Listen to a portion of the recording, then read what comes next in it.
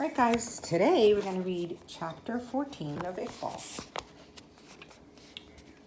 One dull, rainy day at the beginning of November, Nishan Han called Iqbal and me into his personal office. We entered the small, whitewashed room, which was almost empty and very neat. It stood in complete contrast to the rest of the house, which was full of papers, signs, color, and confusion. Here was a desk underneath piles of papers, a telephone, a chair that didn't look very comfortable, makings for tea, and a strong smell of tobacco. Nishan Han was walking impatiently back and forth, his eyes shining. He was holding a big, brightly colored ball. We had already seen it a few times, and we thought, oh no, another geography lesson. What do you think the big, brightly colored ball was? If they're talking about geography. Nishan Han spun the ball and showed us a big area colored yellow. What do you think the ball is now? Hopefully you know it's a globe. Hello. This is the United States, he said. It's a big and important country. I know, said Iqbal, hoping to avoid a lesson. It's the place where they make the songs. Where there's Hollywood and the movie stars, I said to help him. Ignoring our show of knowledge of American culture, Nishan Han pointed to a small black spot on the edge of an enormous sea. This city is Boston, he continued. Every year, a company called Reebok awards a prize that's called Youth in Action. It's given to a young person who has done something of merit in any country in the world. I know Reebok, insisted Iqbal. They make shoes. I wanted a pair for months, but they're too expensive. The prize is $15,000. How many rupees is that? I asked. More than we can imagine. This year, the prize has been awarded to Iqbal. Silence. To me? Iqbal asked, confused. Yes, and do you know what that means? It means that now you're known all over the world, and so is our fight against child labor. It means that from now on, they will have to be careful before they try to touch us in any way. It's a victory, Iqbal, and it's all thanks to you. You and I will go to Boston to receive the prize. But first, Nishan Han turned the globe. We'll stop here. He pointed to another country. This is Sweden, he said. And what's that? A country where it's very cold. It's in Europe. There's going to be an international conference on labor problems. People will be coming from all over the world. They want to hear you speak. Me? We were astonished. It was like a dream. It was difficult for us to believe that others in that faraway and unknown place called the world knew about us and our suffering.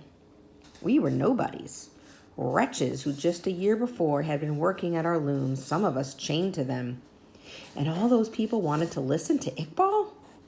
There's more, said Nishan Han. A university near Boston has given you a scholarship. It means you'll be able to get a degree. Didn't you say you want to become a lawyer? Iqbal nodded without speaking. Why do you think he nodded without speaking? What was going through his brain? But that means we'll have to go. We'll be away almost a month, said Nishan Han. Just wait. You'll like traveling. You'll see so many new things. When we get back, you'll begin your studies. And later on, you can go visit your family. You must be happy. I am happy, answered Iqbal. But I want to stay here with you and Fatima and Maria. I want to free more children.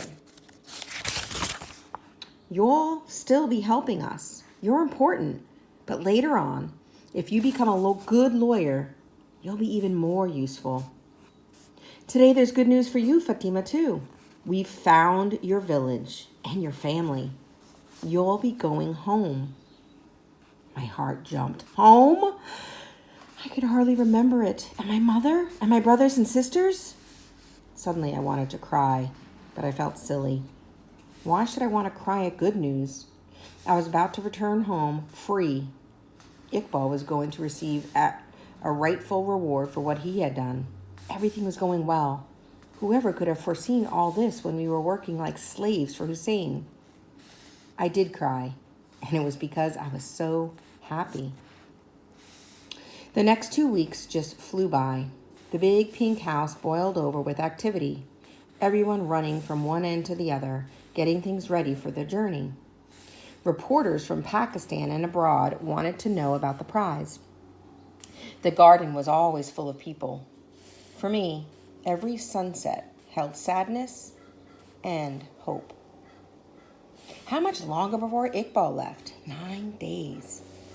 I have memories of Ashan Han talking into 3 microphones, of a stranger wandering around, taking photos of all of us.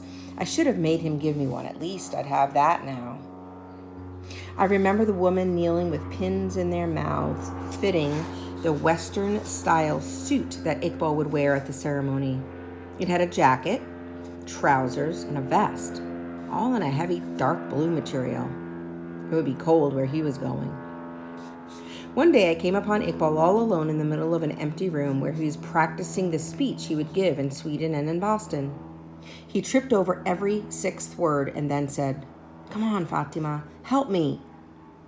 So I took the written speech and, reading a little slowly, gave him the right cues. Here's the excerpt from this speech.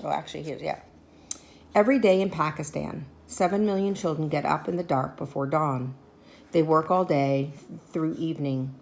They make rugs, they make bricks, they work the fields, they go down into the mines. They don't play or run or shout. They never laugh. They're slaves, and they wear chains on their feet. So long as there's a child in this world who is deprived of his childhood, a child who is beaten, violated, or exploited, nobody can say, "It's not my business." That's not true. It is your business too, and it's not true that there's no hope. Look at me. I had hope. You, ladies and gentlemen, you must have courage. I'm going to stop right there for now.